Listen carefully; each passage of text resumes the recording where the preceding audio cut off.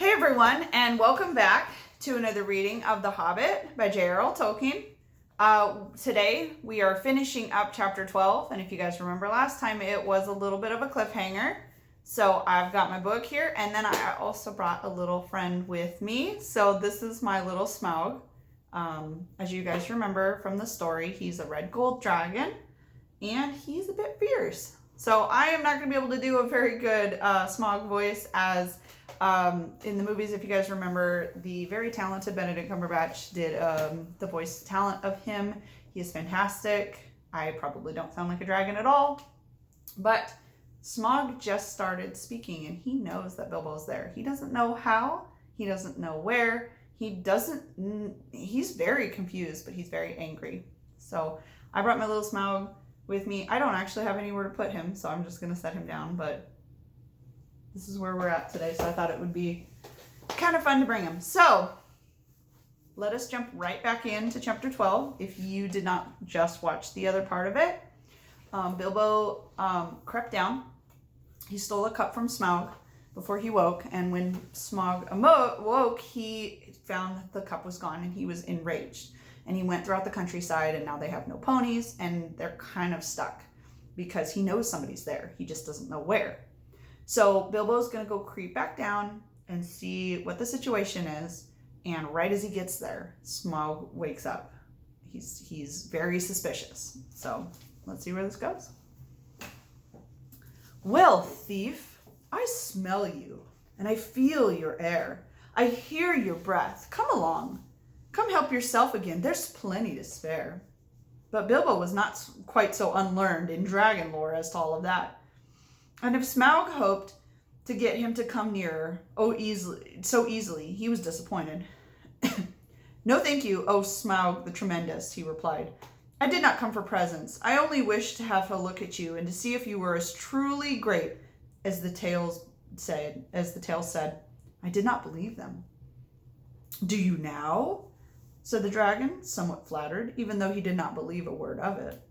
Truly, songs and tales fall utterly short at the reality, O Smaug, the chiefest and greatest of calamities, replied Bilbo. You have nice manners for a thief and a liar, said the dragon. You seem familiar with my name, and I don't seem to remember smelling you before. Who are you, and where do you come from, if I may ask? You may indeed. I come from under the hill, and under the hills and over the hills my path led, and through the air. I am he that walks unseen. So I can well believe, said Smaug, but that is hardly your usual name. I am Clue Finder and Web Cutter and Stinging Fly. I was chosen for the lucky number. Lovely titles, sneered the dragon, but lucky numbers don't always come off. I am he that buries his friends alive and drowns them and draws them alive again from the water. I came from the end of bag, but no bag went over me. Those don't sound so credible, scoffed Smaug. I am the friend of the bear and the eagle and the guest of eagles. I am a ring winner and luck wearer. I am barrel rider, he went on, Bilbo beginning to feel pleased with his riddling. That's better, Smaug said, but don't let your imagination run away with you. This, of course, is the way to talk to dragons if you don't want to reveal your proper name, which is very wise. Don't infuriate them by a flat refusal, which is also not very wise. No dragon can resist the fascination of riddling talk and of wasting time trying to understand it. There was a lot here which Smaug did not understand at all, though I expect you do, since you know all about Bilbo's adventure to what he was referring. But he thought he understood enough and chuckled in his wicked inside. I thought so last night, he smiled to himself. Lake men, some nasty scheme of those miserable tub-trading lake men. Or I'm a lizard. I haven't been down that way for an age, and I soon will alter that.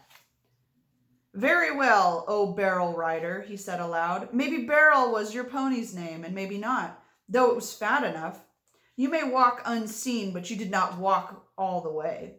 Let me tell you, I ate 6 ponies last night, and I shall catch and eat the others before long.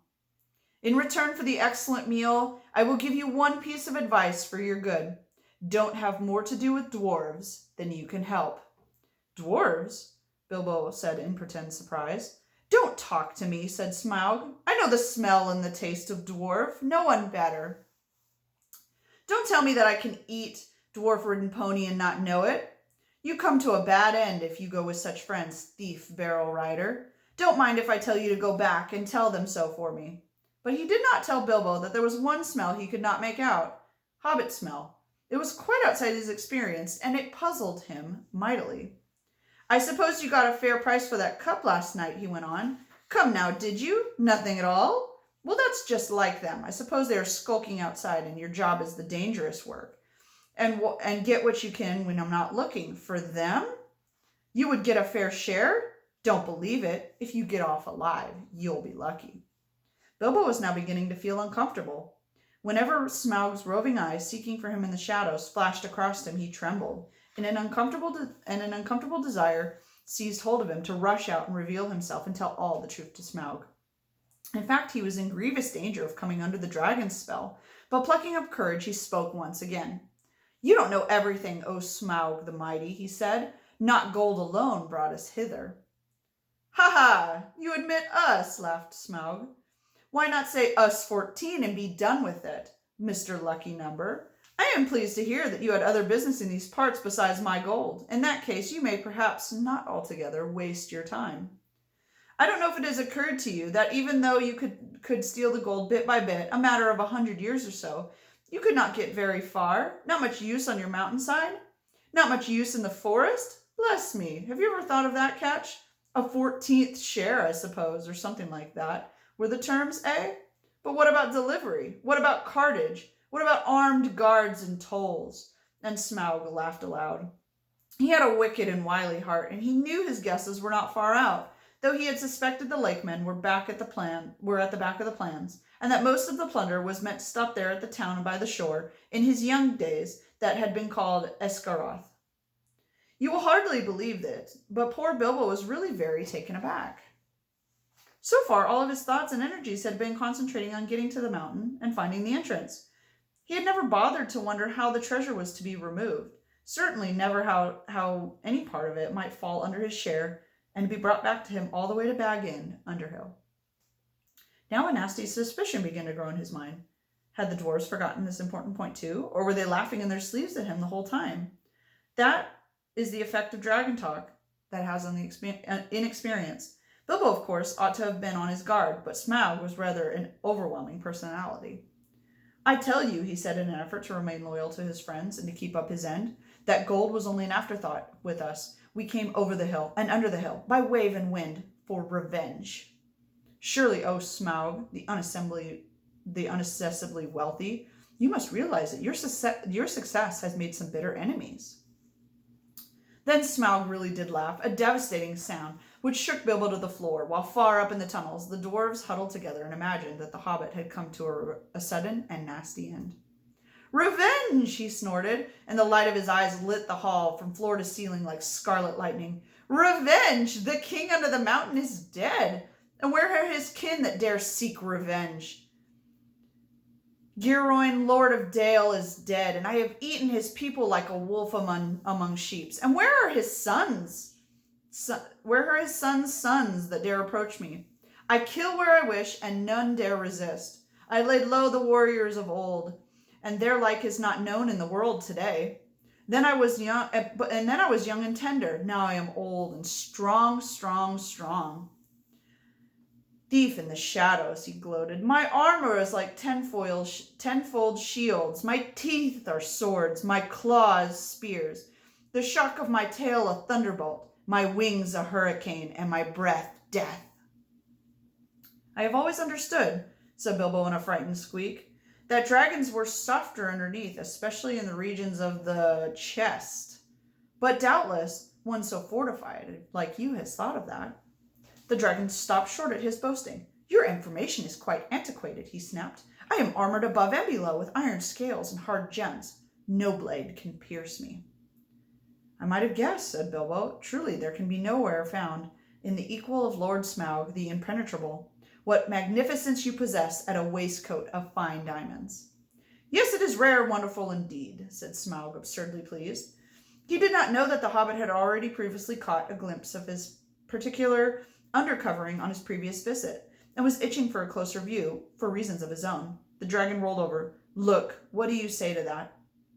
"Dazzlingly marvelous, perfect, flawless, staggering," Bilbo claimed aloud, but what he thought inside was, "Old fool, why there is a large patch in the hollow of his left breast, as bare as a snail out of his shell." After he had seen that, Mr. Baggins' one idea was to get away. "Well, I really must not be detaining your magnificence any longer," he said, "or keep you from much needed rest. Ponies take some catching, I believe, after a long start, and so do burglars," he added, as a parting shot, as he darted back up and fled up the tunnel.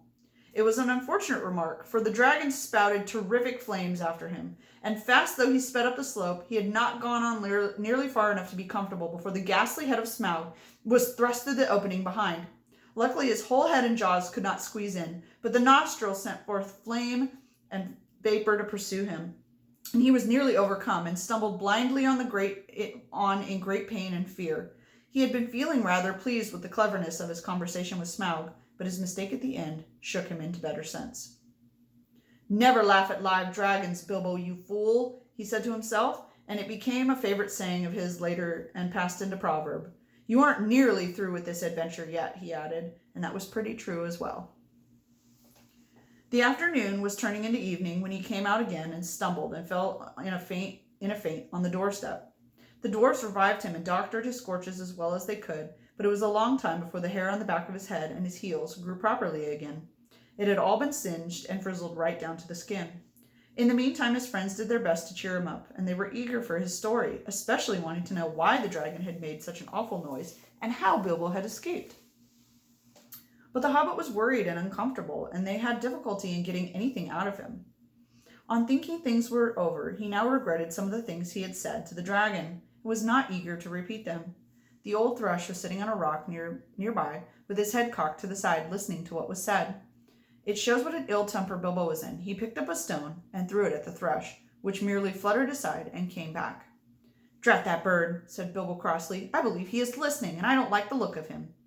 "Leave him alone," said Thorin. "Thrushes are good and friendly, and this is a very old bird indeed, and maybe the last left of an ancient breed that used to live here, tamed to the hands of my father and grandfather.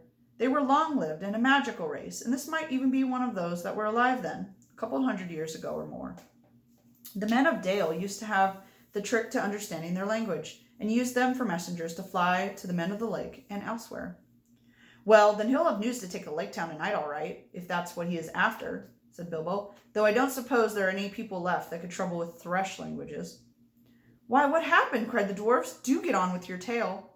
Bilbo told them all he could remember, and confessed that he had a nasty feeling that the dragon guessed too much from the riddles, and added to the camps and the ponies. "I am sure he knows that we're from Lake Town, and that we had help there, and I have a horrible feeling that his next move may be in that direction. I wish to goodness I had never said the barrel rider, and then make even a blind rabbit in these parts think of the lakemen. Well, it cannot be helped. And it is difficult not to slip in talking to a dragon, or so I've always heard," Balin said, anxious to comfort him. "I think you did very well, and if you ask me, you found out one of the very useful things at any rate, and got home alive, and that is more that I can say. That is the most I can say to those who have had words with the likes of Smaug. It may be a mercy and a blessing to know that there's a bare patch of the old worm's diamond waistcoat." That turned the conversation, and they all began discussing dragon slayings, historical, dubious, and mythical, and the various sorts of stabs and jabs and undercuts, and the different arts and devices and stratagems by which they had accomplished. The general opinion was that catching a dragon napping was not as easy as it sounded, and the attempt to stick one or prod one asleep was more likely to end in disaster than bold frontal attack. All the while they talked, the thrush listened, till at last, when the stars began to peep forth, it silently spread its wings and flew away. And all the while they talked, and the shadows lengthened. Bilbo grew more and more unhappy as his foreboding grew. At last he interrupted. "I am sure we are very unsafe here, and I don't see the point of sitting here. The dragon has withered all the pleasant grass, and anyways, night is come and it is cold. But I feel it in my bones that this place will be attacked again. Smaug knows how I came to this hall, and you can trust him to guess where the other side of the tunnel is. He will break this side of the mountain to bits, if necessary, to stop our entrance. And if we are smashed, with the better he will like it. You are very gloomy, Mr. Baggins, said Thorin. Why has not Smaug blocked the lower end then? And if he is so eager to keep us out? He has not, or we would have heard him. I don't know, because at first he wanted to try and lure me in again, I suppose. And now perhaps he is waiting until after tonight's hunt. Or because he doesn't want to damage his bedroom if it can help it. But I wish he would not argue. Smaug will be coming out at any minute now, and our only hope is to get into the tunnel and shut the door. He seemed so much earnest that the dwarves did at last what he said, though they delayed in shutting the door. It seemed a desperate plan, for no one knew whether or how they could get it open again from the inside, and the thought of being shut in this place, which was the only way out through the dragon's lair, was not the one they liked. Also, everything seemed quite quiet, both down in the tunnel and outside. So for a longish while, they sat not far from the half-open door and went on talking. The talk turned to the dragon's wicked words about the dwarves. Bilbo wished he had never heard them, or at least that he could feel quite certain that the dwarves were now absolutely honest when they declared that they had never thought about what would happen after the treasure had been won. We knew it was a desperate venture, said Thorin, and we know still, and I still think, that when we have won it, it'll give us time enough to think about what to do. As for your share, Mr. Baggins, I assure you that we are more than grateful, and you shall choose your own 14th as soon as we have anything to divide. I am sorry if you are worried about transport, and I admit the difficulties are great. The lands have not become less wild with the passing of time, rather the reverse. But we do whatever we can for you, and we take our share of the cost when it comes. Believe me or not, as you like. From that talk turned to the great hoard itself and to the things Thorin and Balin remembered. They wondered if it was still lying there unharmed in the hall below. The spears that were made for the armies of the great king Bladruthin, long since dead.